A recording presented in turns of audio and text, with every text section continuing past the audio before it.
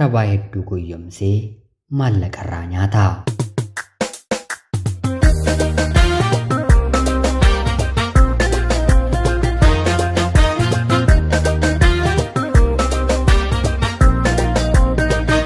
Ani maqaan kiyyaa Eennin jedhama. Kanan dhaladheetti guddadhe dachee magariituu godina Jimmaa aanaa Mannaa keessatti yeroo ta'u barnoota kiyyallee hanga kutaa muraasaatti qofaa baradheera. Bara 2000 magaalaa Direedawaatti jaalallee kiyya Abdulaziz inni kan jedhamu tokko waliin hariiroo jalqabeen ture. Innillee dhalataa godina Jimmaa naannoo Yaaciiti. Waa'ee jaalala keenyaa hundaa yoon dubbadhe yeroon illee waan nan geenyeef waggaa 2 jaalalaan erga waliin dabarsine booda rakkoo karaa mataasaa dhufeen walitti buunee walirraa gargar baanee isa dhiiseen gara biyya koo maatii kiyya biratti deebi'e. Yeroo dheeraadhaafis erga walitti buunee waliin haasa'uu erga dhaabnee booda ani kun erga naaf milkaa'uu didee gara biyya hambaatti imala koon taasisa jedheen piroosesii jalqabeen viizaan kiyya gara Saawud Arabiyaatti ergaddellee dafee naaf deebi'e. Haa ta'uutii garuu jaalallee koo kanaan nagaatti otoon jedheen deemuun garaa kiyya waan nyaateef bilbileen magaalaa Finfinneen jira jedheen erganitti mee booda ilaaluuf dhufe. Erga kanaatii biyya hambaa Saawud Arabiyaatti imala koo taasisuufidha. Ija kee argeen nagaatti siin jechuu fedheenii jedheen yeroon isatti dubbadhu naasuu guddaa weerarame. Fuula isaarra fuula gaddaa dubbisaa lamaan keenya biraayyuu haafu wal jennee dhiifama waliif goonee nagaggeessee gara biyya hambaatti imala koon taasise. Biyya hambaa deemeen baatiiwwan muraasa ergan ture booda haala mijeeffadheen jaalallee koo kanaaf nan bilbile. Jaalala keenya duraatti deebinee bifa ho'aa baay'ee namatti toluun ammallee waliin haasa'uu ni jalqabna. Moobaayilarree akkam fayyadamuuf maatiin ani biraa hojjedhu waan naaf eeyyamaniif jaalallee koodhaan gama toora sooshaal miidiyaa feesbuukiitiin waliin haasofnu jedhee yeroon gaafadhu ani hin qabu garuummoo kan hiriyaa kootiin si waliin haasa'uu nan danda'a jedhee karaa maqaa riyaasaatiin toora feesbuukii fayyadamee na waliin haasa'uu jalqabe. Yeroo booddee innis suusii waan itti ta'eef bilbila bitatee akkaawuntii feesbuukii, iimoo fi waatsaappii kan mataasaa banatee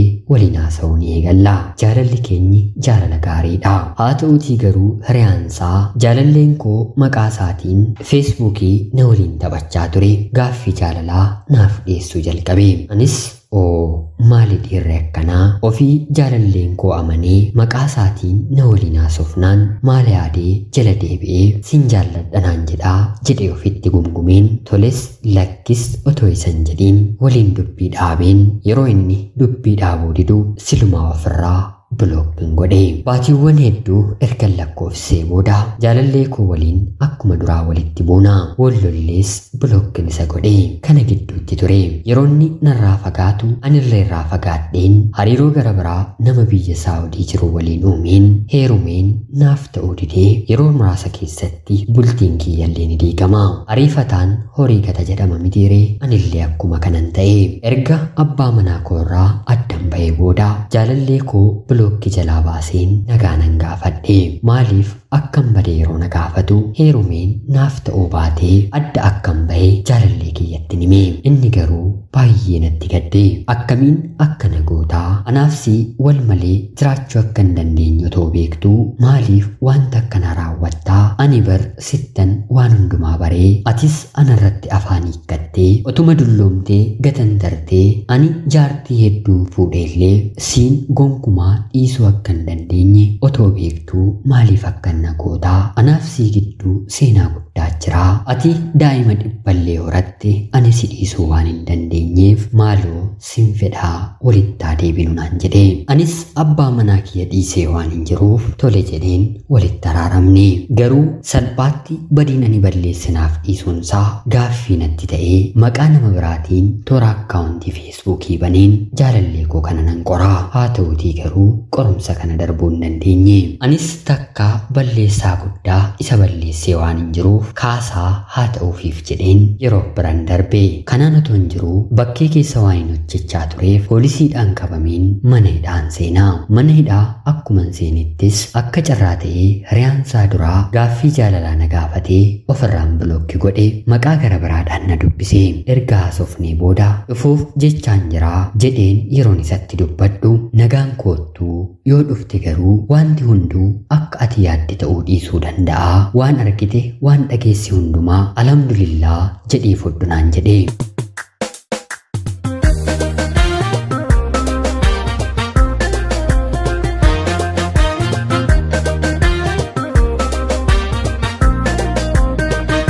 Anis waan saawaan naaf hin galleef calliseen bilbila koorraa cufadheen dubbiin qabullee nan dhiise. Jaalallee kiyyattillee akkan gara biyyaatti deemaa jiru yeroon itti himu gara Kwaataaritti imaluuf piroosesii hundumaa xumurateera. Tole yoos immoo sin eegaa erga wal arginee booda imala koo gara biyya hambaatti raawwadhaa. Gaafa ati dhufte boolee dhufeen si fuudhaa naaf bilbilillee jedhe natti dubbate. Hiriyaansaa guyyaa gara biraa bilbilee akkuma inni natti dubbate naaf bilbilii ani dhufeen si fuudhaa tarii gaaffii jaalalaa waanan siif dhiyeesseef natti qabamtee jirta ta'a.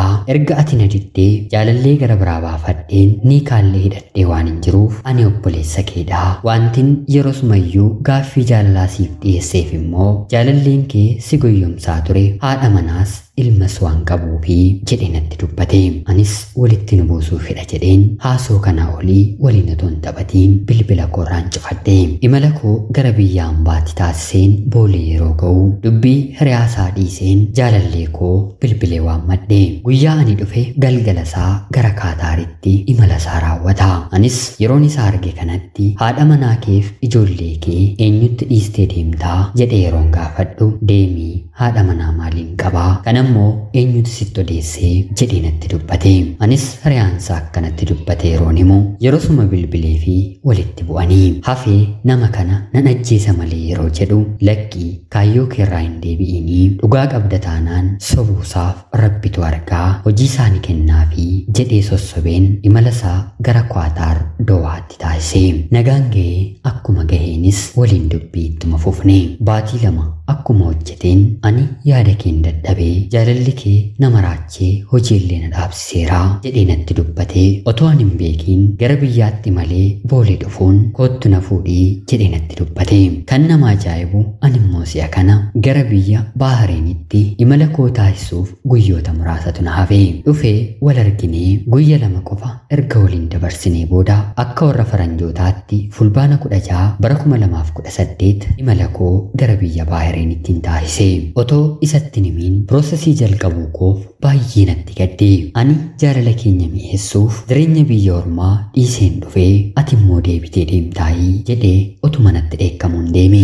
Baahireen gahee baatii 3 hojjedheen haalli naaf mijachuu waan dideef tarii immoo dhuguma akka waliin jiraannuuf rabbitu kana godhe ta'innaa jedheen gara biyyaatti deebi'een galee. Hiriyaasaa waliin dhufee boolee na fuudhee mana jireenyaa isaan deeme. Maatiis wal beeksisnee fuudhaaf heeruma keenya seera qabeessaan erga raawwatannee booda haadha manaaf abbaa manaa taanee magaalaa Finfinnee keessa waliin jiraachuu jalqabna. Waggaa 1 fi baatii 6 erga waliin turree booda waraqaa talaallii kan daa'imaa mana keessatti arge. Waraqaan kun maalii jedhee yeroon gaafadhu kan hiriyaa kootii jedhee natti dubbate. Anis maqaan daa'imaa Hasanaat Abdulaziz jedhama. Daa'imni maqaa keetiin jirtii jedhee yeroon gaafadhu akka carraa ta'ee dhukkubsannaan mana yaalaa geesseen dooktarri maqaan abbaa ishee eenyudha yeroo jedhu maquma kiyyanitti mee jedhee sobee na morme.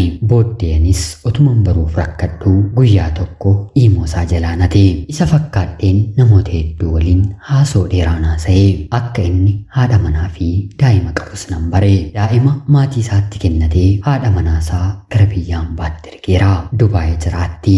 Erga kanaas guyyaa tokko daa'ima tokko isa waliin suuraa kaatee nan argaa. Gaafannaan kan obboleessa kootii naan jedhe. Anis mormuu itti dhiiseen toora feesbuukii isaa hatuuf tattaaffii gochuu nan jalqabe. Guyyaa tokkos akkuma salphaatti naaf milkaa'ee imeelii fi paaswaardii isaa kan koo keessatti galcheen fayyadamuu nan eegale. Guutummaa guutuutti dhugaa jirtu mirkaneeffadheen ragaa waliin yeroon dhiyeessuu fi dhugaan baatee lafa litu dhabe. Hiriyyummaaf jaalladheen akkana keessa seennee siitiin dhabuu wanta hin feeneef si sobaa daandii jijjiiraan ture jedhee natti dubbate. Baay'ee walitti buunee harkaa walirraa gargar ba'uu geenye. Dhumarratti garuu anis haa'uuf jedheen bultii keenya itti fufne.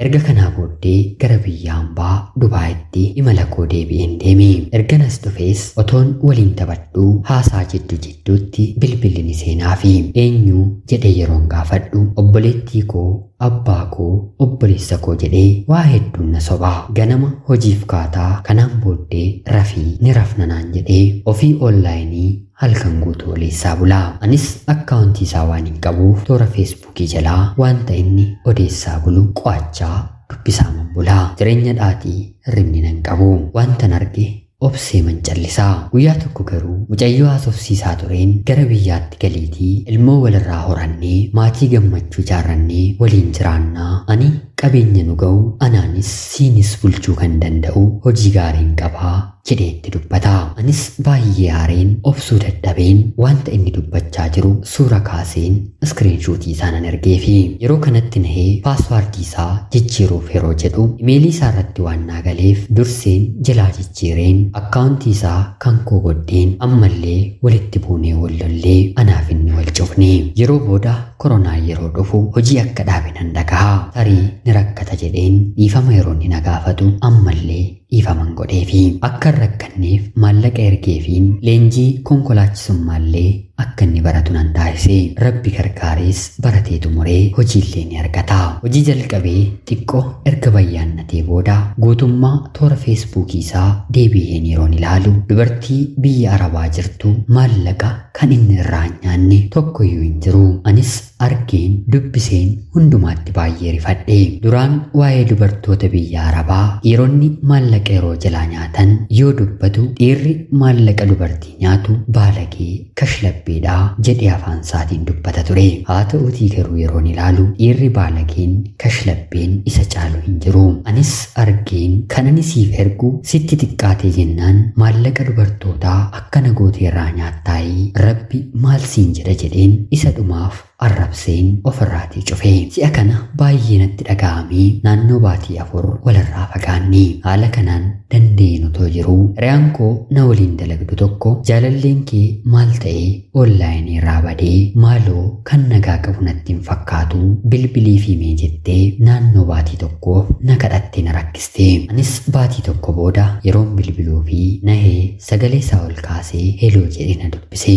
Akkamitti har'a na yaadattee jedhee yeroo na gaafatu lakkii anatu si yaadatee miti maqaatti meen hiriyaa kootu maal ta'eetii bilbilii fi malee jettee na rakkisnaan siifan bilbilee jedheen isatti hime. Sa'aatii dheeraa waliin taphanne. Gara telegiraamiittis deebinee waliin haasa'uu eegalle. Maaloo gara biyya Dubaayitti na ergii jireenya biyya kanaa ani jibbeeraa jedhee na gaafata. Anis lakkii sin erguu jedhee yeroon deebisuu fi ati anaan dhiistee hiriyaa baafatte moo maali waansaa maaliif narraa fagaattaa? Anaaf ati walirraa fagaannee wal dagannee is heerumtee anis fuudhee jiraachuun waan nutti ulfaatuuf lakkii walittaa deebinuu. Hiriyoonni koo hunda waa'ee makiina gaafatu anis garaan koo si qofaa na gaafatti. Ati nama nangaardhaatti hin jaalladhe keessaa addadha. Yoomillee siin dagadhee dhalaa biraa waliin bultii uumuus waanan seeraan jiraadhu natti hin fakkaatu jiraachuu sin danda'u. Waa'ee keenya sirriitti maatiin keenya illee ni beeku. Seera qabeessaan wal fuuneerraa maaloo walumaan haa jiraannu jedhee erga natti dubbatee booda otuu haasofnee waliigalleen fixiin ammas onlaayinii irraa guyya sadiif badee yeroo deebi'utti maaliif baddee jedhee yeroon gaafadhuuni bilbila kootu naaf hojjechuu didee jedhee naaf deebise. Maallaqa bilbilatti bitatu battaluma ergeefiin toora feesbuukii isaa jala ammallee deebi'een yeroon ilaalu ammayyuu inni namuma duraadha. Dubartoota biyya Arabaatti bilbilli kiyya tachiinsaa naaf dalaguu didee qarshii guddaa na gaafatanii ani immoo kanfalachuu dadhabeen onlaayinii irraa badeeraa. Sababa koronaatiif hojiillee waan hin dhaabeef gatii mana kiraallee kan baatii hedduu hin kanfalanne jedhee tokko tokko isaaniitti bo'aa. Kan nama ajaa'ibu keessaa dubartii maqaan Kee jedhamtu tokkoof konkolaataa namaatiin wal dhoofnee qabeenya namaa miidheen jira jechuun suuraa konkolaataa walitti bu'ee intarneetii irraa daawunlood godhee ergee fi qarshii 10,000 naaf ergi jedhee goyyumsaa jira. Mucayyoon kunis kan dubbatte kuni dhuguma yoo ta'e konkolaataa ati ooftu waan hin beekuuf mana garaajii deemiitii suuraa wajjin ka'ii bakka cabe natti argisiisii sanaan booddee maallaqa siif hin ergaa jetteessatti dubbatteetti. Argeen amala waan ta'eef calliseen danda'e manitti fufee araaramnee naannoo guyya 5 erga turree booda maallaqa 20,000 of biraa 20,000 immoo hiriyoota keerraa liqeeffadhuutii naaf ergii hojii tokko jalqabeen na hanqatee jira hojjedheen siifan deebisaa jedhee na gaafata. Anis rakkoon qabu siifan ergaa jedheen ergan abdii kenneefii booda hiriyaa koo dubaraa tokkoon nan mariisise. Isheen garuu maal taatee ni maraatte moo sammuu keetu sirrii miti otuu waan amma kana argitu nama kanatti maallaqa kee kan ergitu afaan kee qabadhuu taa'ii jettee natti dubbatte. Yeroo kanatti hin qabu jedhee yeroon deebisuu fi aaree bilaaklistii jala na galchee yaallaan bilbilli isaa naaf hin ba'u. Nan jaalladhaatii guyyaa 2 gidduutti obsuu nan dadhabe. Maallaqa na gaafate kanallee gorsa hiriyaa koo dhiiseen erguu fi nan murteesse. Bilbila kan hiriyaa isaa irratti bilbileen abbaa manaa kootti naa geessii jedhee yeroon gaafadhu hiriyaan isaa kun fuudhee balbala gahee otuu bilbilli hin cufamiin abdii jedhee yeroo waamu sagaleen dubartii mana keessaa amma suuqiif gadi bahee jettee kan dubbattu hin dhagahe. Yeroo kanatti hiriyaan isaa mana hin jiru jedhanii jedhee naaf deebise. Anis namuma mana jirutti naaf geessii jedhee yeroon kadhadhu lakkiin ta'uu jedhee na morme. Anis deebiseen tooftaadhaan maalii anoo wanta hundumaa beekaa anaaf inni walirraa adda baanee innis dubartii gara biraa fuudheeraa anis jaarsa mataa kiyyaa nan qabaa dhimma biraa haasofsiisuu waan hin fedhuuf nama mana jirutti geessii naaf kennii jedheen soba hedduu tuulee dubbadheen nama kana amansiiseen geessifadhe. Haa ta'uutii garuu si'a kana abbaan manaan koo manatti deebi'eera. Bilbilli si barbaadaa jedhee yeroo gaafatuuni maaltu na barbaada sa'a kanatti jedhee ergatti dutee booda na haasofsiisuuf bilbila harkaa fuudhe. Anis maalinni waan akkanaa maal narratti gochaa jirtaa otuu haadha manaa qabdu anaan na goyyomsitaayii ammas maallaqa narraa nyaachuu deemtaa bilbila kiyyallee kana jalaa ba'uu bilaaklistii jala galchitee jedheen yeroon isatti dubbadhu ani amma bilbila iyyuu qabu kan namaatti fayyadamaan jira kan mana jiru immoo firatu biyyaa dhufee jedhee soba hedduu waan hedduu natti dubbate. Erga kanaanis jireenya koof abdiin kutadhe waan dubbadhu waan argames waan tan gaafadhe hundumaa nan amanu. Yoon amanuu dadhabe maqaa rabbii waamee yoon si sobeef rabbi har'uma irbaata goommaa naa taasisu rabbi nama haadha isaa irratti haraama dalage naa taasisu jedhee kakataa. Foon haadhaa foon abbaa foon obbolaa foon daa'imaa isa biratti homaa miti. Erga kana guyyaama kana halkansaa bilbila isaa irratti nan bilbila. Dubartiitu ana jalaa kaasee naheen ofii kiyya nan cufadhe. Ganama barii ka'een deebisee bilbileefiin maaliif akkana na gootaa jedhee yeroon gaafadhu jaalallee hiriyaa koodhaa siimkaardiin koo bilbila isaanii keessa bulee abbaan manaan ishee kan bilbileefii seetee halkan sana si jalaa kaastee jedhee natti dubbate. Akkuma amala isaa gommaa konkolaataaf naa godhu jedhee kakate.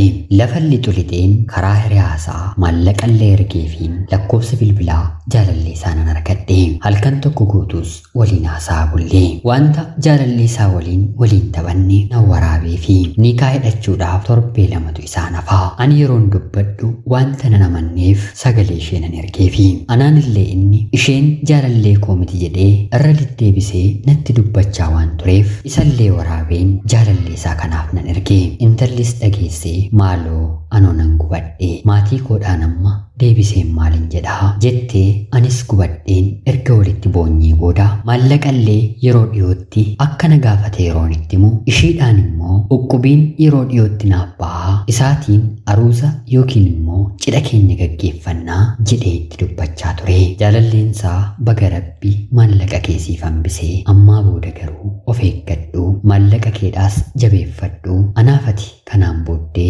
obboleettii waliif taanaa gara biyyaa yeroo dhuftus wal arguu dandeenya. Kunoo hanga torbee kanaa waa'ee abbaa manaa koo duraa jaalallee ishee dhiiste walitti dubbachaa jirra. Naaf innis kanumaan walirraa gargar baanii dhaamsi ijoollee dhiirotaaf hin qabu rabbiif jedhaatii wanti hafe haafuu kakaa hojii rabbiitiin wal qabate nuun galfatiinaa nuti uumamaanuu miidhamtuu waan taaneef yoo harka keenya gara rabbiitti ol fuunee isin irratti kadhanne galgala keessantu miidhama. Abbaan manaan koo ana qofaarraa maallaqa nyaachaa kan ture otoo hin taane dubartoota hedduurraati. Maqaansaa Abdulaziz inni jedhama. Toora feesbuukii 2 qaba. Maqaan koodii isaa EE fi EM dha. Nama kanarraa of eeggadhaa. Ana obboleettii keessan M United Arab Emirates irraa abbaa manaa koo magaalaa Finfinnee keessa jiraatu Abdulaziz inniif ulfaadhaa nagayaatti galatoomaa.